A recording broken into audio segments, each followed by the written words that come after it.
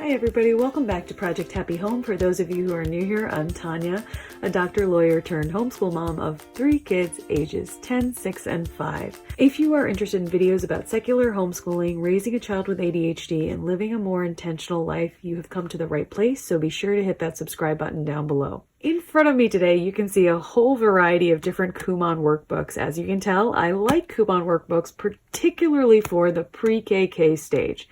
These are a series of Kumon workbooks that my 5-year-old completed when she was 3 to 4 years old, and I'm just going to show you them now in no particular order. So the first one I'm going to show you is my first book of Uppercase Letters.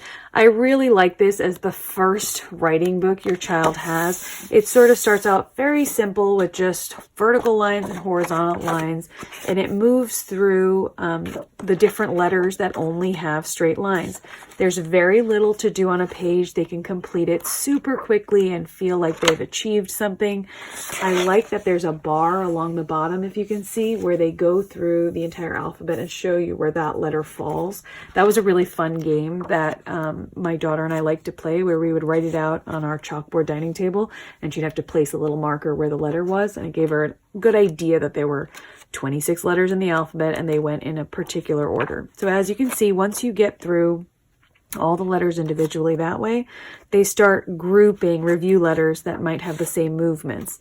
Then and only then do you move on to curved lines and curved letters. So your C's and your D's and your B's and P's start after that. My daughter actually didn't finish this book because her writing had already gotten to the point where she could do it pretty well without this practice. Here you have an Are You Ready for Kindergarten book for coloring skills. And this one just had different activities. Like here you have mazes where you have to follow the hats of the same color through the maze. Here you have things like where you just color in the white circle to match the picture. So very basic. My daughter, I admit, thought this book was kind of silly. She loved doing these mazes, but after a while she thought that the ease of the coloring assignments, like see just matching those colors, was a little bit elementary for her. So because she thought it was a little bit easy for her, at some point she just started doing the mazes and not coloring the actual picture, which was fine with me, honestly. Whatever floats your kid's boat at this age is what I say to do. Here you have the My Book of Coloring, and that's for ages 2, 3, and 4. If you want a first workbook, this is a great example of something you can give your toddler at the table because it's very, very easy. You have to go through and practice different colors, practice not touching something as you move through. My daughter found this very easy, so she started to make her own things. She started to say, I'm not going to go through without touching anything. I'm going to go through by touching everything.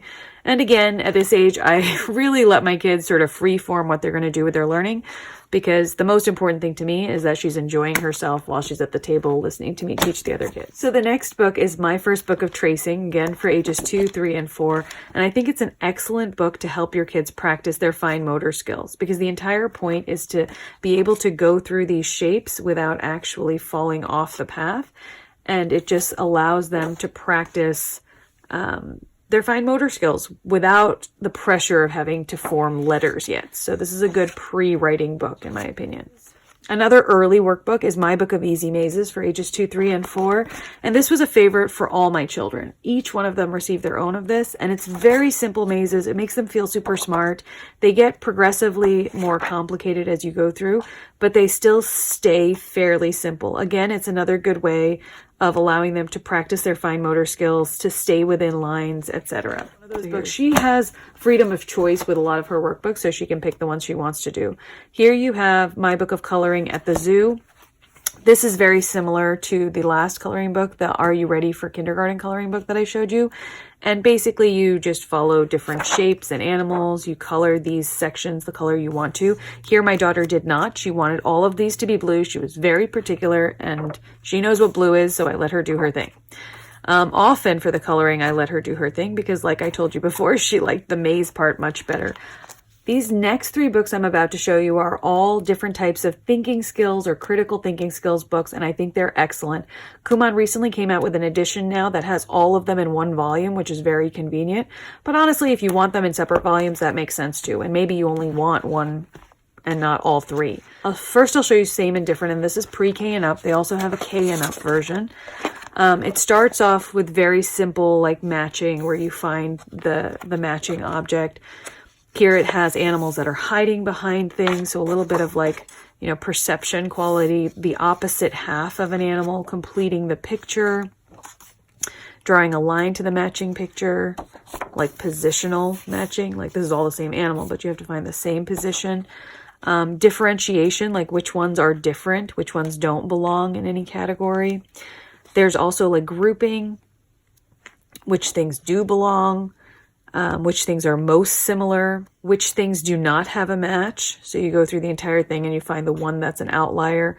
Here they have, you know, finding the one item. So very easy search and finds at the very back. Next, you have the actual logic book. This has a lot of comparison activities. So you have like a digitized kind of pixelated animal. Which one is it trying to show you? Again, drawing the line to the matching object. You have a pixelated version, and which one is it actually showing? The animal's parent, which one might be heavier? Like what would the scale do? Which one would be faster, and how would you depict that in a picture? Distinguishing between real and pretend was a big thing in this one. A lot of patterning, so deciding what would be the next one. These are quite challenging. These are blocks that you're having turn over. So if the picture is turning over, what would you have next? And these get progressively more complicated as well. So you have 2 turns now. You have to figure out what the next one will be. This took my daughter a little bit to understand what they were doing, but after a while she got it. Then it moves into a different type of pattern where you have like things that are circling, like a merry-go-round, for example, and you have to figure out which one is in this spot based on how they're arranged in a circle. So again, that was a different skill. Here it gets more complicated because they'll have one of these elements or one of these animals hidden behind the teapot, and you have to figure out, in spite of that, can you figure out who's supposed to be in this teapot, etc. Again, some patterning, a little bit more complex than the last book I showed you, because now you have not just a shape or a color, you have both. The spatial reasoning workbook is also really fun for them. Again, it starts off with this very basic kind of mapping and graphing, a lot of different mazes. The mazes, though, to be clear, do have instructions. So they tell you exactly where to go. So as you tell your child, they are following those instructions as well. They're not just going the easiest way. There's these little puzzle pieces to fit in, and you have to sort of analyze what's the negative space around this puzzle piece and where it might fit. Here you have shadows and shadow matching. This was really interesting to do because all my children have had different levels of ease with this activity, and I found that just fascinating to watch in terms of their development. Basically, you're trying to create the exact same shape down here. You just have a blank grid to start with, and they have to figure out, like, can I remember where I was and how to correlate where I am here with where this picture is here. So my youngest was actually surprisingly good at this, and it was just interesting to see the difference between her and her siblings with this. Here you have comparing height. So even if the picture shows you something, who would really be biggest, etc. Tallest, shortest, all of these things. And then you have coloring each of the different patterned areas with the right color. So you're doing some pattern matching. I thought this whole series, the spatial reasoning, the logic, and the same and different were excellent. And she's actually doing the kindergarten level now. So I have the old kindergarten level from one of my other daughters. And just so you can see it, it's very similar to the pre-K version, but it's a little bit more complicated in the level of detail that they ask you to master. For example, they have 2-pronged puzzle pieces and things like that. It starts out quite simple though with pictures. And these are sort of tricky in the sense that all the pictures you have to choose from look like they might fit. You have to evaluate the shape that's missing. So these were some of the Kumon books that we used last year for pre-K, and if you are interested in any of them, I recommend keeping an eye out for Zulily.com sales on bundle packages or purchasing them from Amazon, and I will link a bunch of them down below, so be sure to check it out through my Amazon affiliate link if you just want to give them a look-see. I really do recommend them as first workbooks. I think they are really fun and colorful, sturdy. They withstand toddler throwing and all of those things. And my daughter really enjoyed the opportunity to feel like a big kid at the table while her older siblings were learning things as well. As always, you guys, I appreciate your time. Thank you so much for spending some of it with me, and I wish you the very best day.